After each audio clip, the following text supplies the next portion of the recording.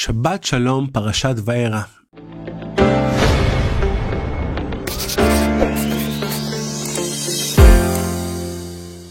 This week parasha, we're starting off with bad note. After last week parasha, the people of Israel had a lot of hope. They really believed that the redemption will come. It only started with Aaron and Moses coming and asking them, believe in us, God remembered you, and He will redeem you. But at this week parasha, after the beginning of the sermon, when they give another lecture about the importance and the belief that they will be returning home, it says that the people of Israel didn't listen to them. They were too preoccupied in their work. They were tired. They could not believe in that. The verses says very clearly what is the reason they will return to their home. Chapter 6, verse 8. He will return you to the home after I promised you to Abraham, Isaac, and Jacob. I'm going to give you the land as a possession. It is not good enough for the people, and they're tired of listening to this, and they declare they don't listen, and that's how it happens. In the redemption, we will notice a lot of the times high notes and low notes. And in the book of Songs, it says it, chapter 2, verse 8, my beloved is like a gazelle. Just like a gazelle running away, you can see him on the mountains. Sometimes he's close to you, sometimes he's behind the hill. You can't really see him. It's the footnotes of redemption. Sometimes they are close, sometimes they are nearby, and sometimes they are far in the distance. I want to share a story that connects the line of the land is a possession to a part of history that was one of the darkest moments, just like the gazelle behind the hill. And this, of course, is the story of the Soviet Jews. Soviet Jews, people that lived behind closed walls, the iron gates of the Soviet Union, could not learn Judaism, cannot connect to the land of Israel, cannot learn Hebrew. In 1972, in one of those performing acts by the Soviet, and they were very good at that, the Rabbi Chacham Emanuel, Chacham means smart, this is an expression called rabbis in the East. Chacham Emanuel is being called from the city of Tbilisi in the area of Georgia, in Russia and the Soviet Union, to come and sign a petition.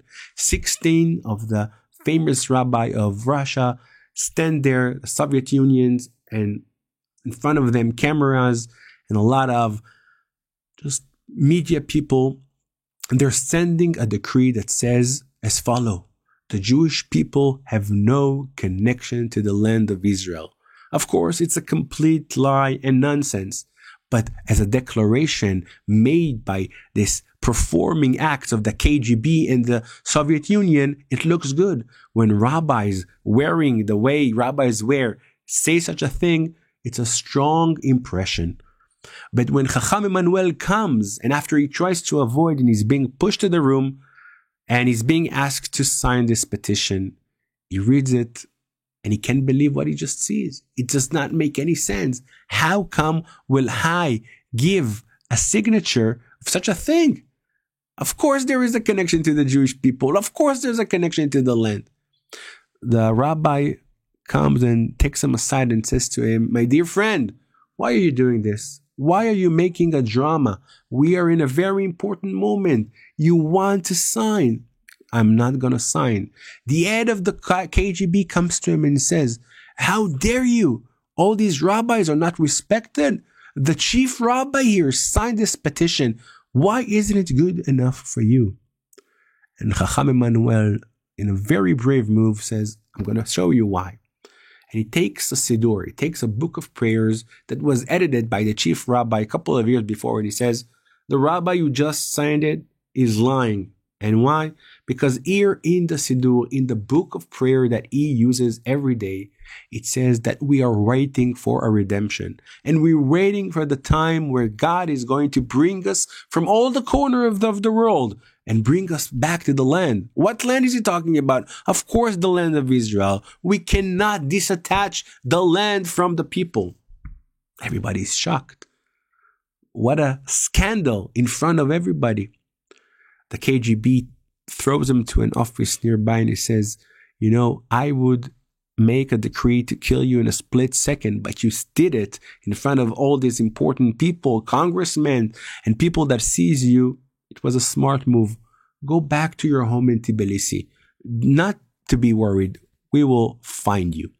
He goes to Tbilisi, proud of this decision, but he goes undercover and tried to hide for a couple of weeks. And indeed, a couple of weeks later, is being called to the KGB, and he decides to go to the office anyway. What a big surprise it was that when he enters the room, he sees the commander of the KGB, salutes him and says to him, "What you did was a bold move, but more than that, it taught us what is a true belief in your nation. And we hope and we pray that half of the civilians of the Soviet Union would be loyal just like you are to your nation. But you did something wrong, and I need to sign this decree to throw you away from the country, and you will leave the country soon."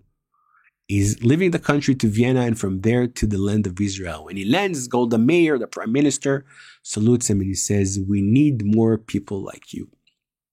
You understand? Disattaching the land of Israel and the promise of the Jewish people by our forefathers that we will return it is a lie.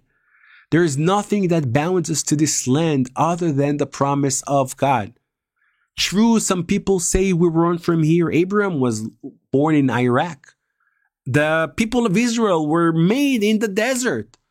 So what brings us here, what bonds us here is exactly the promises of 6:8 in the book of Exodus and places like that that says this is the possession of the people by their God. And when we stand in front of those texts and when we stand in front of the prophecies that talk about these connections, we bow to say sometimes with all these challenges around us, with all the wars, and without the ongoing situation, how can we stand in front of it and be brave enough to stand?